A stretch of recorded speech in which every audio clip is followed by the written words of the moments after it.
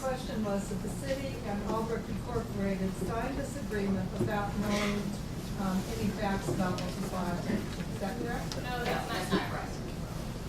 The way that, I mean, to get into the full history of it, the full history is, It's been rehashed rehashed. but Everybody thought it was going to work. This was a public process and went through city council, approved by the city, a series of 6 public forums back then. I mean, the development plan was vetted by the community, vetted by the city. Everybody thought it was a good idea. The work was done. No, the city council is not gonna approve a deal that they think is just absolutely not gonna work. Everybody thought it was going to work, and the community said it was going to work. But no studies were done beforehand. Right. Thank you. All right, Ron. I just want to kind of clarify some numbers just so we're working off the same page. Looking through the census, if you can go to the census website, pull up some information, almost to a block by block situation. Highland Square is amongst the most densely populated areas of the city. We are amongst the highest incomes of the city. Now there are some discrepancies between different areas of Highland Square, and we've all expressed those many times and said that we really want to bring, of course, everybody up, with us, and we really try to come together as a community, but we are amongst the highest income. A couple meetings ago, we had a map here that the city had done that took and plotted every single grocery store in the city, drew a circle around it based on its size and amount of coverage. There was the big white spot in the middle of that, which was essentially West Hill in Highland Square. There were a couple other spots that were empty as well. They were much smaller, but we are amongst the lowest coverage of food when it comes to groceries and fresh food of the entire city. When you take those kind of things together, it makes it really hard to believe that there are studies done that say there's no demand. Because what do you need for demand? You need people, you need money, right? And you need absence of competitors. That's demand, right? In talking to the other stores, talking to the Fowdies from the Freshway Markets, talking to Henrettas, Linda Henretta was here for the first 2 meetings, and in the second meeting got very, very frustrated. The main thing that those stores brought up was the size of the store.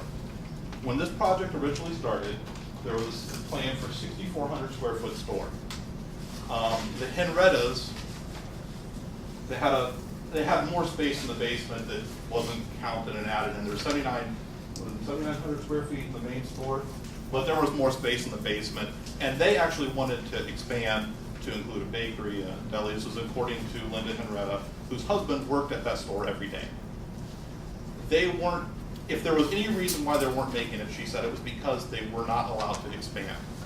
When you own a store, if you need to get by, you need to have it big enough to serve the area to serve your customers. If your store is not big enough, then you cannot make money. So in this case, you need a bigger store to fulfill a need. There's now a bigger store in play, possibly a 10,000, 12,000 square foot store.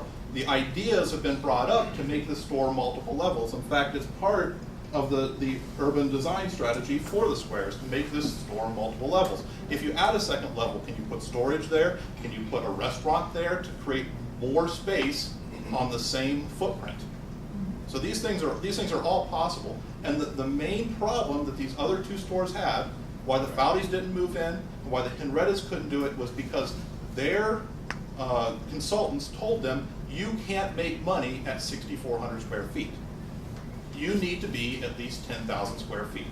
So if you have the size, they said you can make the money, assuming the rent rate is a reasonable rate, which there were some differences in the numbers, and we've talked about how you could bring it down, bring the numbers lower, and this all comes down to money, and you need to be a certain size, you need to have demand, you need to have lack of competition. We can do all of those things, but in the early part, perhaps some of the early people that you talked to, that wasn't the plans that you could take them at the time, because you had different plans. At that time, you had the 6,400 square feet. There were other things that you were taking to them. So why can't we go back now that we have in the newspaper yesterday, you know, the mayor saying, you know, he's willing to put money behind this the same way he's put money behind other grocery stores in the city, the same way he put it behind baseball fields and parks and other things like that. We have that is now in play. We have a bigger store now in play. We put multiple levels now in play. It's there. So we're now in a new situation. You have a new package of information that you can take to a grocer and offer them new things. So, you know, I hate to say start the process over, but we're almost to the point where you kind of have to say, okay, well, we have something new to offer you now, right?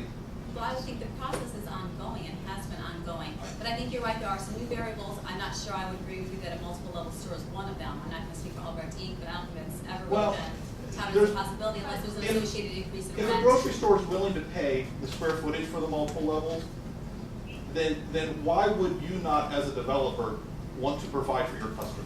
Sure, you're right. Sure, If they're willing to pay. It has to work out financially. That's all. Obviously, it's a business. It has to work out. That you know, I just wanted to get some numbers clear before we start doing a lot of things based on just. It definitely is it has changed. One other change Yeah. would be the economy, right? There's been significant changes to the economy since any of this started. And small businesses are closing their doors, people are going into default, foreclosure. I mean, the economy right now is not one where people are jumping in to take risks, especially risks like that. So that's just another factor to consider as we discuss. I'm kind of new to all this and I might oversimplify things, but as far as it seems, is if everyone gives them the benefit of the doubt and they're unable to put a grocery store in our lap, then we have to make that happen. And I know not everyone's comfortable with the co-op idea, but the bottom line is if any of us were sitting on a couple extra million, you'd probably just put a store there, make everyone happy, and be done with it. But I know probably none of us do, so that means we need to appeal to the grants, we need to apply for the stimulus money, we need to get serious about it with ourselves and not just ask them like, okay, where's our grocery store? Like, let's make it happen. And the only way that's going to happen is with money. So we need to come up with a lot of money. And right now it seems like the city and the federal government have a lot available.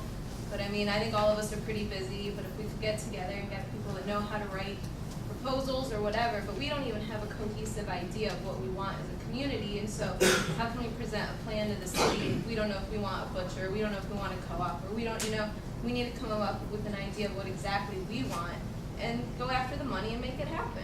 And it just might seem really simple, but I mean, if we all pool our resources, I think it could